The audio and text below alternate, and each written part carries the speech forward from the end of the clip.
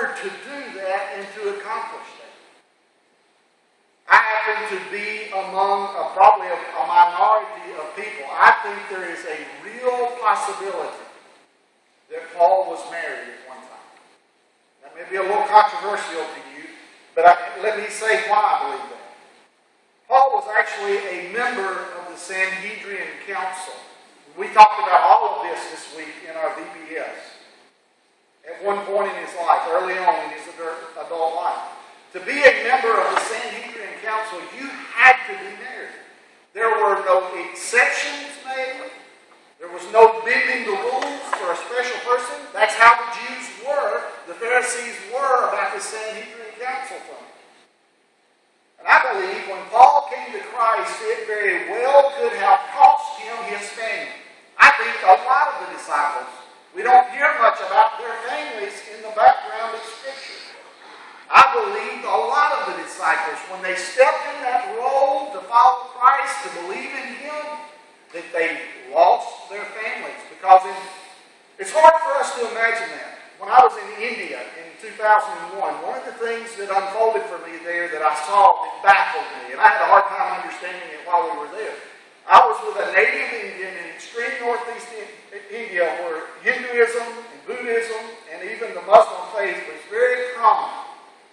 And in that culture of Hinduism and Buddhism, if you renounce that and you embrace and confess your belief in Jesus Christ, guess what?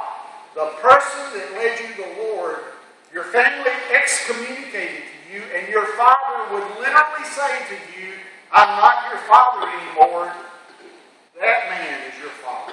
And the man that I was with, that's a native of that area, he had led hundreds and hundreds of young men to Christ. And he saw them as his father. It was his responsibility to take care of them. And in our culture, we cannot fathom that. We can't understand that. But it's that way in the Jewish culture in the New Testament. It's a real possibility that Paul's family, that if he had one, they either died or they left and walked away. So there was a great cost in him believing in Jesus Christ. Not just to talk about the stories that are wound up in this story that I read to you from 2 Corinthians just a moment ago. The words from the Message Bible says we felt like that we were on death row. There were instances in his life where angry mobs came after him, where he was beat, where he was flogged.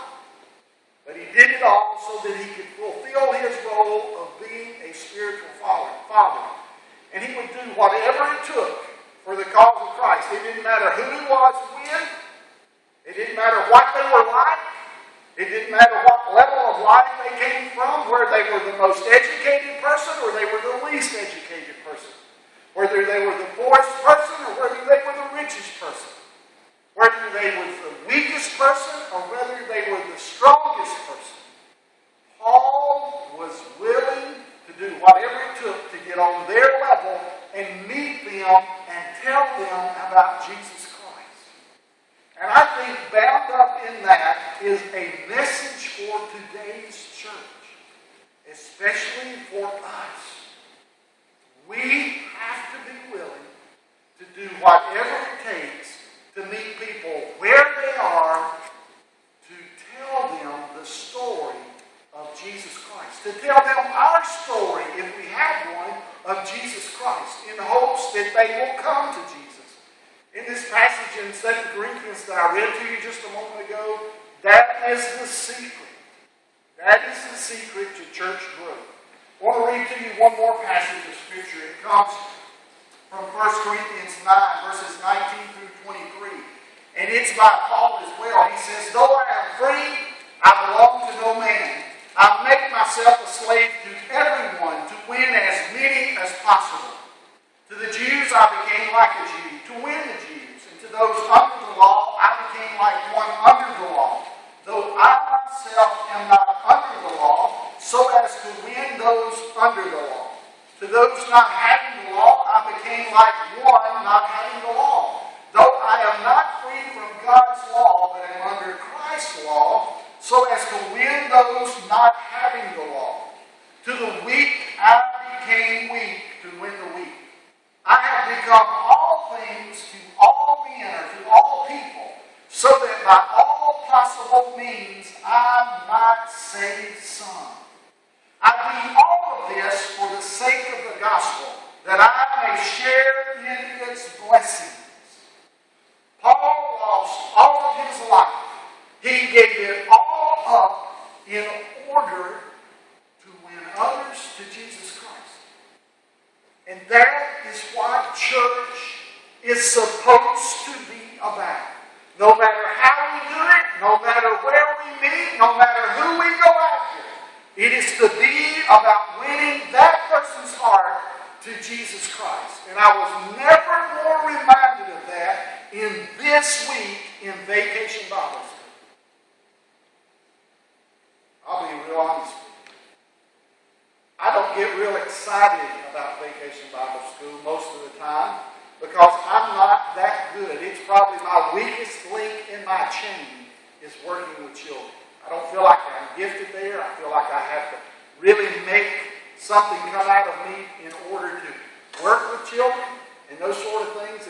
And there's so many other things going on in my life. And I probably begrudgingly in some ways in my heart came into VBS this week. But the first night, God let me see how wrapped up these kids' hearts giving them.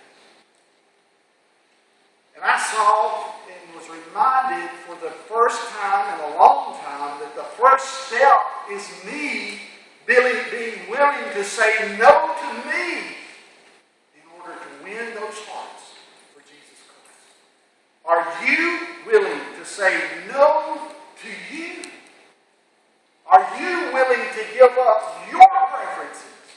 Are you willing to give up yourself so that we might win some for Jesus Christ? If the answer to that is no, guess what? We might as well lock the door and give the keys to the Presbyterian and say, here it is. Because we will not win a single soul to Christ. And this includes me. Until we come to the point where we're willing to say no to me and yes to Christ. And do everything we can to become like that person so that we can meet them where they are and walk them back across that bridge, telling them the gospel story of Jesus Christ. That is the key. Because the rest of the stuff that Paul talks about that is how God rescued them. And until I say no to me, and until you say no to you, and you say yes to Jesus Christ, and we're willing to excitedly tell our story of who Jesus is to us, we're not going to see many people come in those back doors. You've got to be willing. Jesus is waiting with his wonder-working power. I have seen that in my son's mother-in-law this week and what's happened to her and what's unfolded in her life. We have to believe. We have to say no to us. We have to surrender fully to Jesus Christ.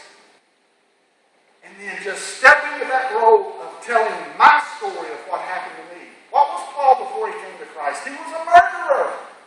He killed Jews. He killed Christians, and he persecuted the church, and he tried to shut it down. And then all of a sudden, one day, God got a hold of him, struck him down, knocked him off his horse or his donkey. Maybe that's what needs to happen to me. Maybe that's what needs to happen to some of us for us to get knocked down to see the glory of God. And it'd be so dramatic and so great in our lives that we can't help but tell it. When you look at that in the Scripture, what happened to these folks who were desperate, that needed Jesus, and they got him, and they saw him, and they experienced him, what did they do? Jesus would tell them, shh, don't go tell anybody else about what happened. What would they do? They wouldn't listen to